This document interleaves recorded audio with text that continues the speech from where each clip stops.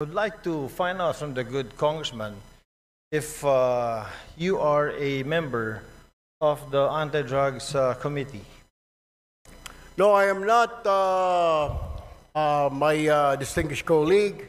I am not a member of any committee right now since I am part of the deputy majority group, Mr. Speaker. And if you are a what were you again, Mr. Speaker? Deputy Majority Floor Leader, Mr. Speaker. Deputy Majority Floor Leader. I am very sure, Mr. Speaker, that you know very well that the Committee on Anti-Drugs is very active on RA 9165. I am aware, Mr. Speaker. Oh, you are aware, Mr. Speaker. Thank you. If you are aware, Mr. Speaker, then what was the purpose of the privileged speech? I don't know if my distinguished colleague was present when I was mentioning an amendment on Section 21 of RA 9165, particularly exempting the media from being signatories in drug-related operations, particularly on confiscated items, Mr. Speaker. All right. Thank you, Mr. Speaker. The reason why I wanted to ask the good gentleman is because, you know, RA 9165 was passed already in the last Congress. And during this Congress, it has also been amended. And in Section 21 of RA 9165, I don't know if the good gentleman is aware, the Deputy Majority Floor Leader is aware that Section 21 has been taken up.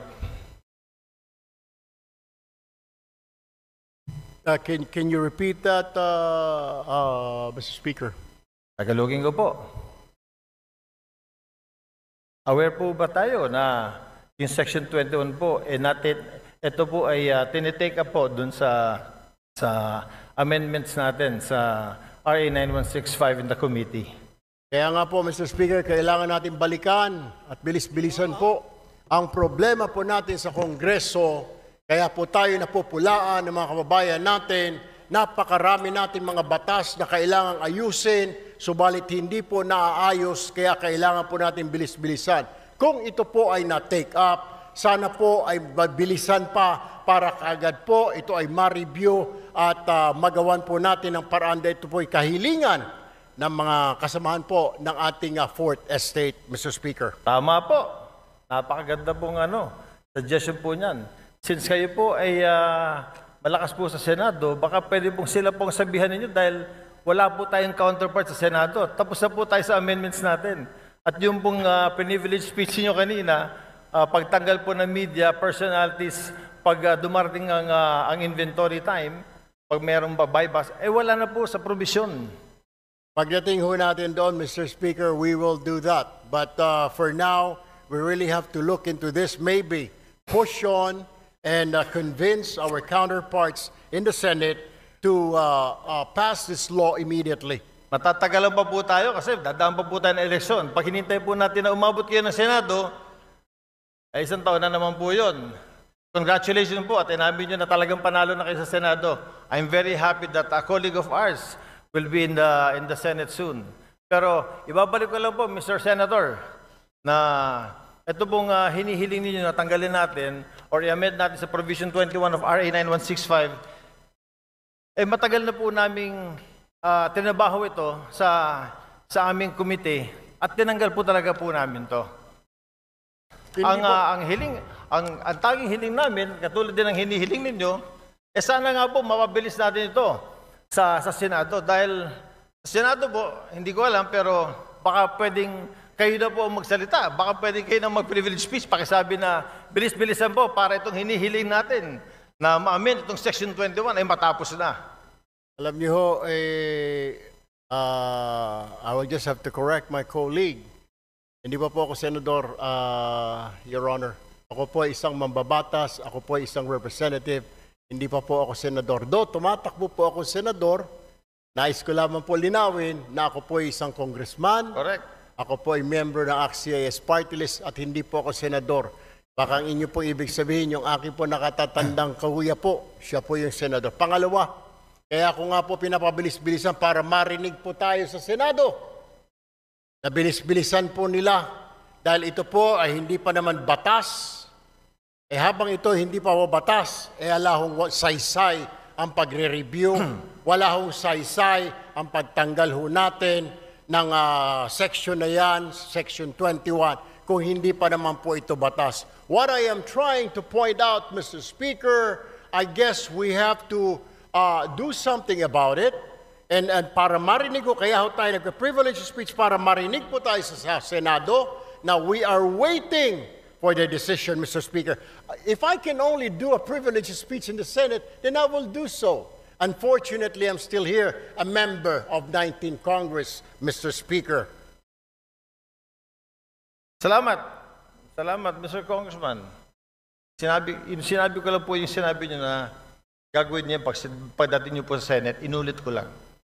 But Mr. Congressman, we do something about it. We have done something about it. In the committee level, ito pong Section 21 na hinihiling ninyo ay wala na po.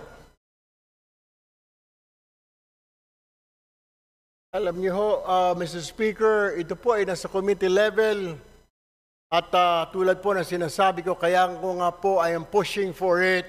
Bilis-bilisan po natin. Marami po tayo mga batas na pending po ngayon. Hindi lang po itong 9165. Marami pong kailangang reviewin.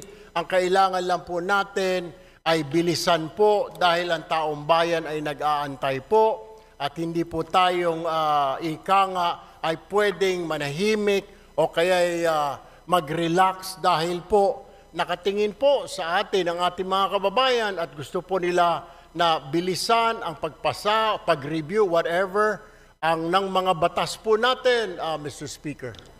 Therefore, Mr. Speaker, I think the correct manifestation should be, since the requested section is to be amended, and it has been replaced already, Mr. Speaker, is that the correct manifestation should be, we request that the Senate should fast-track this House version of RA 9165. That, I think, is the correct manifestation, Mr. Chair. I will take that, Mr. Speaker, but what I am saying is that the reason why I stood up today to remind not only our members here, but also our counterpart in the Senate, because I am sure they're also reviewing what we're doing here and watching us, to fast track.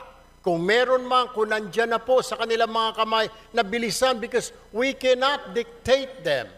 We can only suggest, Mr. Speaker. We can only tell them and inform the public that we already did this. Tama po ang ating kasamahan na sinasabi niya pong ni-review na po yan, inalista po yan, para malaman po ng taong bayan na wala na po yan, wala na sa kamay natin, yan po ay nasa kamay na ng Senado para bilis-bilisan po nila. And that is the purpose of my privileged speech this afternoon, Mr. Speaker, my dear colleague. Sir. Thank you, Mr. Speaker. I thought amending Section 21 was the main thrust of the privileged speech. I didn't know it was to fast-track the House version of 9165. But nevertheless, Mr. Chair, yun na rin po ang hinihiling natin. Since yung nire-request po ng colleague natin na tanggalin po sa Section 21, yung pagsama ng media, kapag po nag-i-inventory sa mga bypass, sa mga nahuli na ay wala na po sa committee level.